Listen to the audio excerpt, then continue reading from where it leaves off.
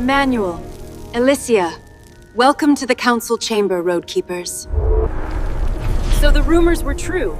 A battle mage with arms thicker than our spellbooks. And now he wears a robe.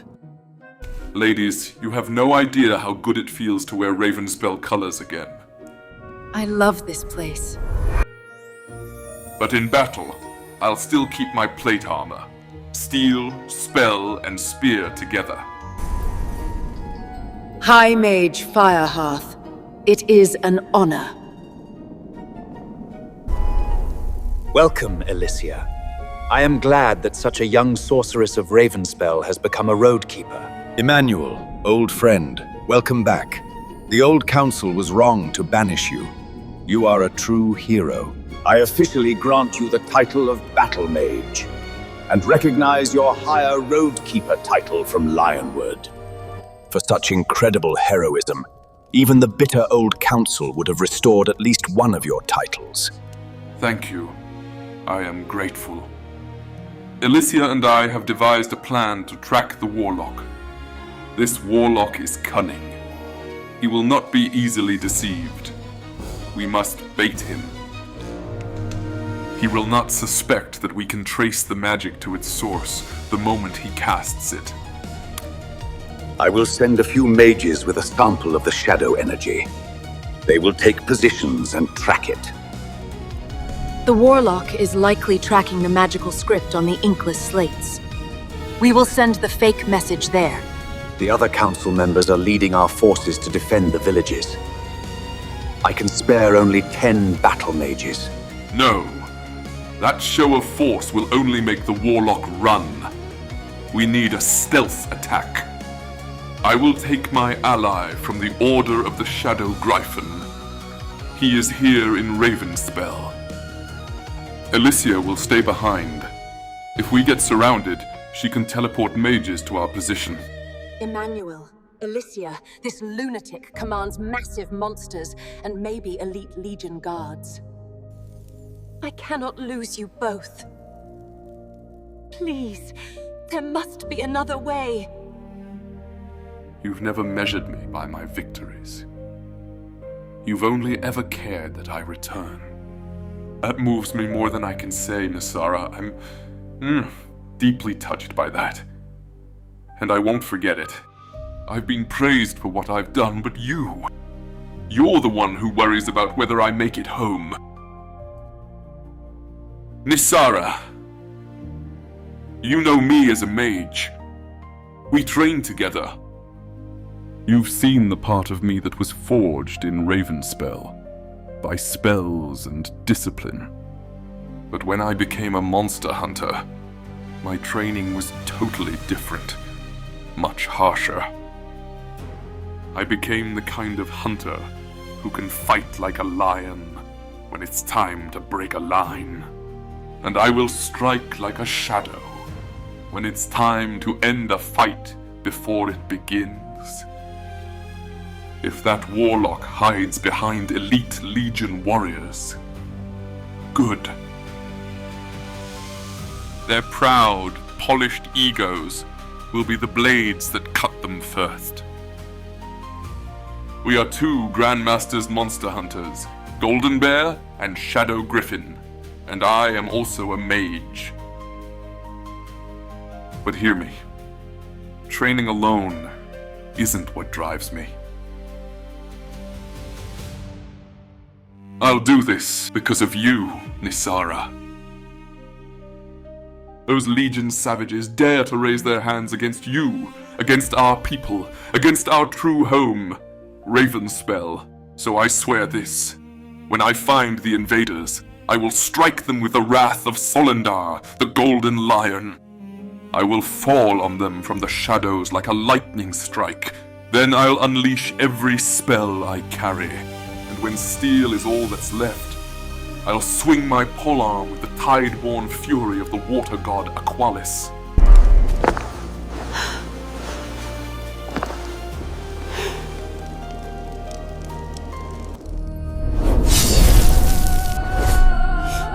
Everything is ready. We are just waiting for the location.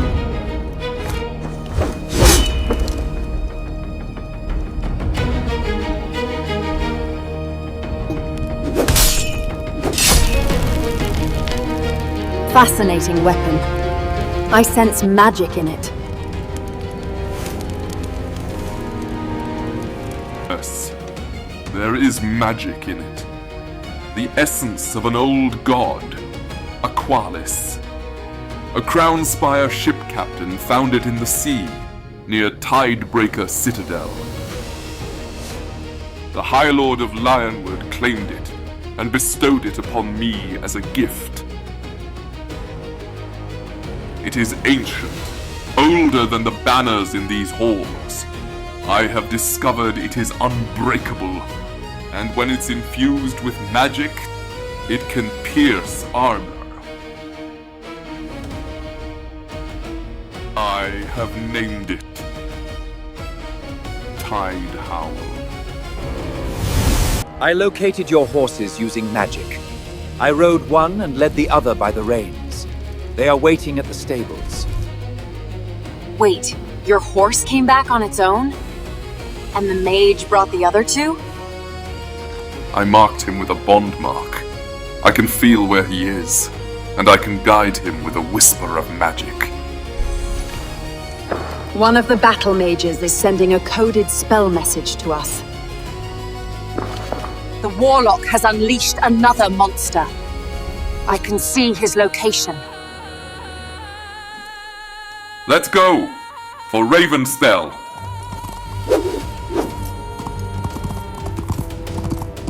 As if turning back an army of monsters with only 3 companions were not enough, Emanuel now chose a mission that most would call impossible. His love for Nisara, and for Ravenspell itself, was boundless. His honor was that of a hero so legendary that even the books would struggle to describe his courage. This time, he did not ride with companies or banners. Emanuel took the burden upon himself, with only one man at his side, his friend from the Shadow Griffin Order, Vexar Talonshade. Vexar was older than Emanuel, a veteran who had already lived most of his years, yet the fire of true bravery still burned in him. That alone made him a hero as well. Emanuel commanded hundreds of monster hunters, and yet he refused to send any of them on this mission. He would not throw their lives into such madness. He would not even allow the master monster hunters to go. In his eyes, only grandmasters had the slightest chance to slip past the elite and master soldiers of the Legion without being seen. The fragment they carried, the god-touched artifact in their hands, was too important to risk on anyone unprepared. The survival of all Lumerth might one day depend on it. The odds were hopeless. The number of elite Legion soldiers would be at least 20 times greater than their tiny band of 2. Emanuel knew this, and still he was ready to put his life on the line. If their grandmaster skills failed them, if their blades and wits were not enough, then only 2 lives would be lost. His own, and that of Vexar Talonshade, who was already old enough that he would not be robbed of many good years if he fell. Emanuel did not see his brothers in the Order of the Golden Bear as expendable soldiers. He treated them as younger brothers, lives to be guarded, not sacrificed. So did the Honorable Vexar Talonshade.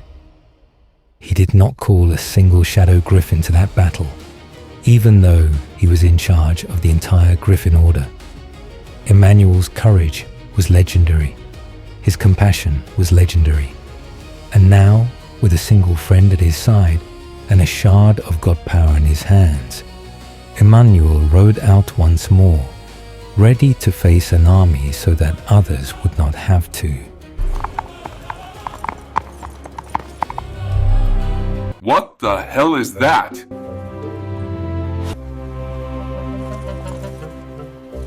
Greetings, travelers. Would you like some mushrooms? Emanuel, I'll push those mushrooms out of your stomach with an arcane spell if you try them. Yes, my dear. As a master strategist, when I see obviously infested food, my first thought is, ah yes, lunch. You know, some people say magic mushrooms improve thinking. If you know what I mean. Don't worry.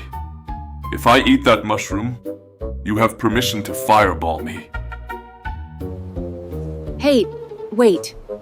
The purple magic on that mushroom is the same as on the monster's control device. All right, happy villager.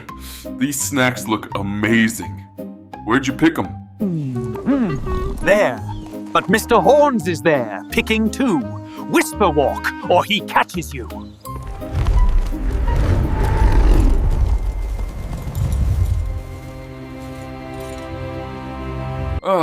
There's our Mr. Horns. You'd have to live on enchanted mushrooms to pack on that kind of muscle. Let's dismount. The beast might sense the horses. We'll tether them to that tree. That warlock is smarter than we thought. We need a new plan. We set a trap. A web dropped from the trees, right onto its head. Golden bear. Minotaurs don't come often. An albino? That's one in a lifetime.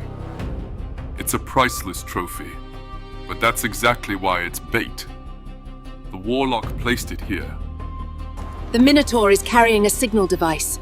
Kill it, the connection snaps, and the guards will be warned. If the Warlock or his guards spot us, they'll teleport most of their weapons and valuables away and vanish.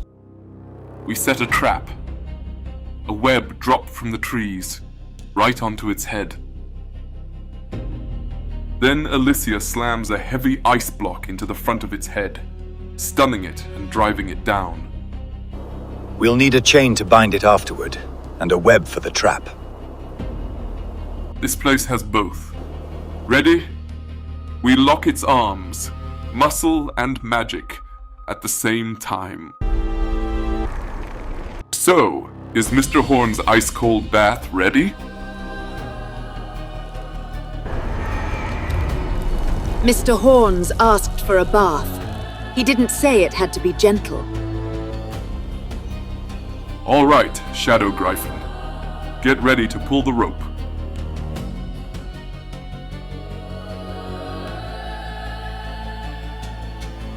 Mr. Horns.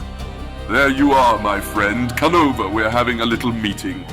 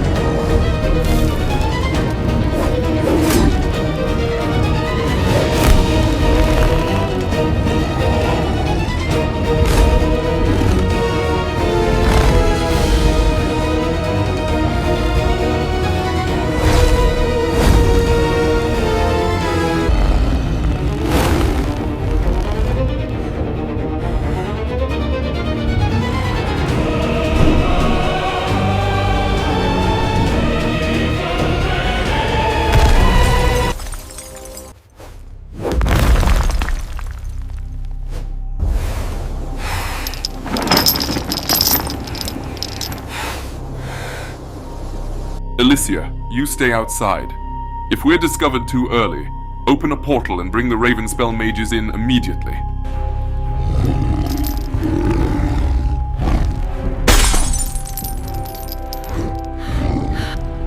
The chains broke the control device. They'll escape through a portal with their secrets if we wait. We strike now. We don't know that. It's silent. If the alarm was raised, this place would already be roaring. I hear nothing. Emanuel, what will you do with the Minotaur? We let it go. It never chose this fight. Bound like this, it's completely helpless. This may be the main reason why I fell in love with you. Choosing honor over such an expensive trophy marks you as a true warrior. I'm proud to fight at your side, Golden Bear. If you wanted to talk, you could have started with, "Hello!" Or do you usually chain strangers for fun? May I ask? How long have you been able to talk? Valemore, the god of masks, deception, and shadow.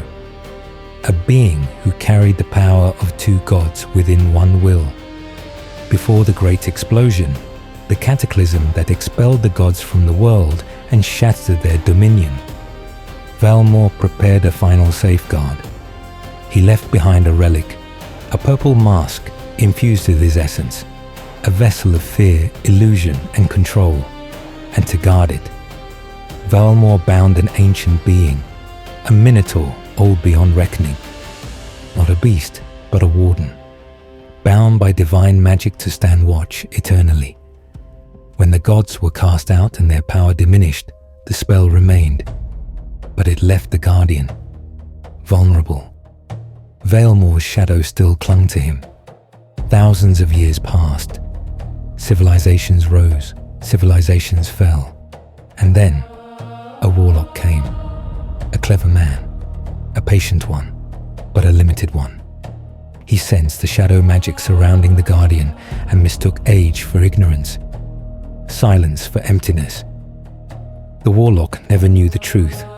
He never knew the Minotaur was ancient, never knew he could speak, never knew he remembered a world before gods fell. Using lesser shadow magic, the Warlock forced control upon the Guardian, not realizing he was exploiting a divine weakness left behind by Valemore himself. To the Warlock, the Minotaur was just another monster, a tool. With the Guardian enslaved, the Warlock claimed the purple mask, and with it, he spread fear. Villages across Lumerth fell into panic. Whispers reached the capital of Crownspire. Even the king felt the weight of unseen eyes. Monsters gathered, rumors spread, and Ravenspell, the mage city, was marked as a future target. But the Warlock made one final mistake. He left the Guardian behind, and when the chains broke, so did the silence. Because the Minotaur was never a beast, he was a key, now bound not by a shadow but by choice. He is the only being who knows the hidden paths, the underground halls where the Warlock hides, the forgotten passages carved before modern magic. And it is through him that Emanuel and the Road Keepers will descend into the darkness, not to hunt a monster, but to confront a Warlock who never understood what he truly controlled. But the Guardian had a name, Karagos, long before any spell bound him, long before Valemore's shadow ever touched his soul. Karagos lived freely among mortals. For thousands of years he walked the roads of Lumerth, village to village, kingdom to kingdom. He was a blacksmith by craft, his forges known for blades that never shattered, armor that held when magic failed. Military commanders sought his counsel. Battle mages respected his knowledge. They knew what he was, ancient, and yet trusted. Karagos lived among them, not as a monster, but as a neighbor. But when Valemore struck the land, when masks, lies, and fear swept through the world, Karagos vanished. To the people of Lumerth, the ancient Minotaur was counted as lost, or dead. Generations passed. His name faded into footnotes and broken records. Some believed he was a myth, others a casualty of divine war. None knew the truth. Karagos did not die. He was sealed away. Deep beneath the earth, in forgotten caverns carved before modern magic, he stood watch. Century after century, generation after generation, guarding the mask. Then came the great explosion, the final conflict of the gods. The heavens shattered. The gods were expelled from the realm, their power diminished, their presence broken, but not gone. Their influence still lingered, weaker, fractured, dependent. For the first time, the fate of the world no longer rested in divine hands. It rested in mortal choice. And now, with the Guardian awakened, with the ancient warden free of his leash, that lingering divine weakness may finally be turned against those who once ruled absolutely, not by gods, but by mortals bold enough to stand. 5,000 years. Long enough to miss villages and hate caves. Mr. Horns, you look more like the raid a village type than the live in a village type. I'm the live in a village type. I just outlived the village. 5,000 years of experience. How is your survival strategy still get captured? I took one armored soldier off his feet. Then the Warlock used cheating.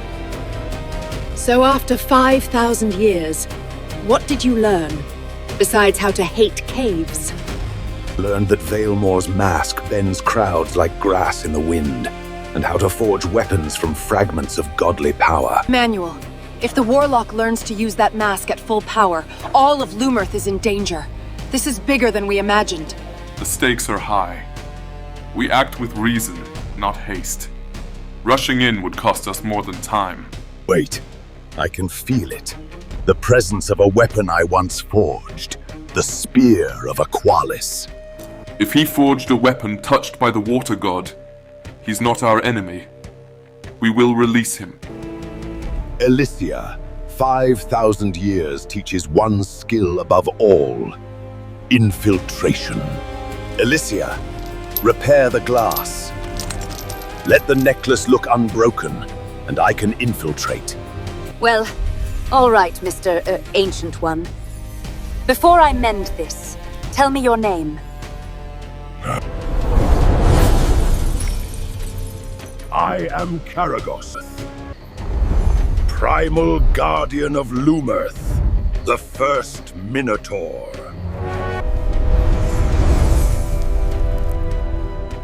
Smith of God-blessed weapons. But you, my honorable friends, you can call me